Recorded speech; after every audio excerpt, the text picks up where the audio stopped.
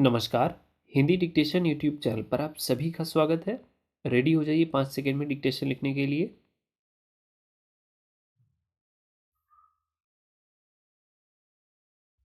गंगा भारत की एक अत्यंत पवित्र नदी है जिसका जल काफ़ी दिनों तक रखने के बावजूद अशुद्ध नहीं होता, जबकि साधारण जल कुछ दिनों में ही सड़ जाता है। गंगा का उद्गम स्थल गंगोत्री या गोमुख है। गोमुख से भागीरथी नदी निकलती है और देवप्रयाग नामक स्थान पर अलकनंदा नदी से मिलकर आगे गंगा के रूप में प्रवाहित होती है।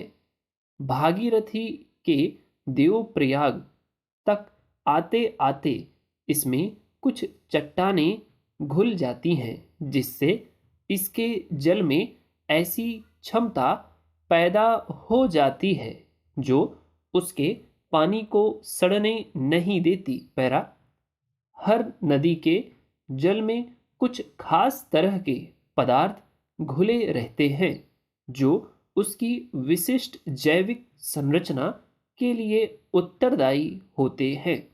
ये घुले हुए पदार्थ पानी में कुछ खास तरह के बैक्टीरिया को पनपने देते हैं, तो कुछ को नहीं।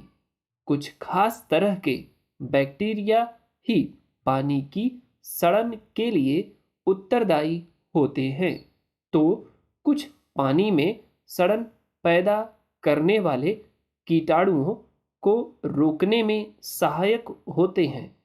वैज्ञानिक शोधों से पता चलता है कि गंगा के पानी में भी ऐसे बैक्टीरिया हैं जो गंगा के पानी में सड़न पैदा करने वाले कीटाणुओं को पनपने ही नहीं देते।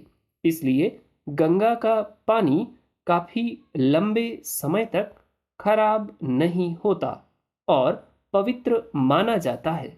पैरा हमारा मन भी गंगा के पानी की तरह ही होना चाहिए, तभी वह निर्मल माना जाएगा।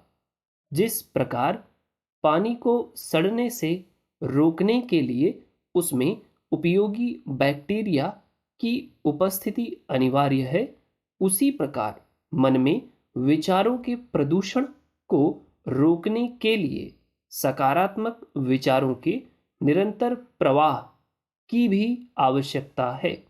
हम अपने मन को सकारात्मक विचार रूपी बैक्टीरिया द्वारा आप्लावित करके ही गलत विचारों को प्रविष्ट होने से रोक सकते हैं। जब तक कोई नकारात्मक विचार उत्पन्न हो, सकारात्मक विचार द्वारा उसे समाप्त कर दीजिए। पैरा सुखी, सफल और उत्तम जीवन जीने के लिए किए गए आचरण और प्रयत्नों का नाम ही धर्म है। देश, काल और सामाजिक मूल्यों की दृष्टि से संसार में भारी विविधता है। अतएव अपने अपने ढंग से जीवन को पूर्णता की ओर ले जाने वाले विविध धर्मों के बीच भी ऊपर से विविधता दिखाई देती है। आदमी का स्वभाव है कि वह अपने ही विचारों और जीने के तौर तरीकों को तथा अपनी भाषा और खान पान को सर्वश्रेष्ठ मानता है तथा चाहता है कि लोग उसी के अनुसरण और अनुकरण करें। अतएव दूसरों से अपने धर्म को श्रेष्ठतर समझते हुए वह चाहता है कि सभी लोग उसे अपनाएं। इसके लिए वह जोर जबरदस्ती को भी बुरा नहीं समझता। धर्मों में पैदा होने, पनपने, फलने फूलने की भौगोलिक, सांस्कृतिक और ऐतिहासिक आवश्यकताएं अलग अलग होती हैं। अतः उनके बाह्य स्वरूप में भिन्नता होना स्वाभाविक है। धर्म का मूल लक्ष्य मानव कल्याण होना चाहिए। 438 वर्ड हैं। ये लगभग 5 मिनट में डिक्टेशन बोला गया है। एग्जैक्ट टाइमिंग कमेंट में डिस्क्रिप्शन बॉक्स में डाल दूंगा मैं। उम्मीद है कि आपको डिक्टेशन पसंद आई होगी। यदि कोई सुझाव है तो कमेंट में आप जरूर लिखें। ठीक, वीडियो अच्छा लगा है तो लाइक करें, चैनल को सब्सक्राइब करें और इसको पढ़ें जरूर लिखने के बाद। Thanks a lot.